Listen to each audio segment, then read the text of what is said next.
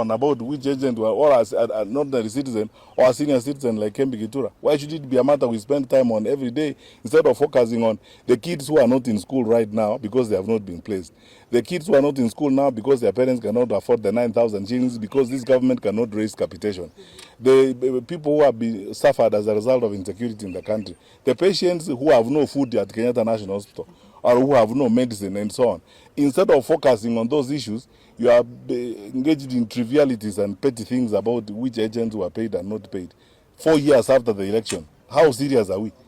SG, if you have I think he has said it. Our party leader was engaged in fundraising. And when he was doing fundraising, resources were being given to the party, Azimio Party, for purposes of being used for the purpose they were intended, including payment of agents. One of the individuals who is in charge of managing those affairs is the SG.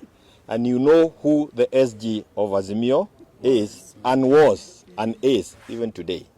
If we had managed it well, there is every likelihood that Lyra would be in state house alive, having secured proper medical attention when he became unwell.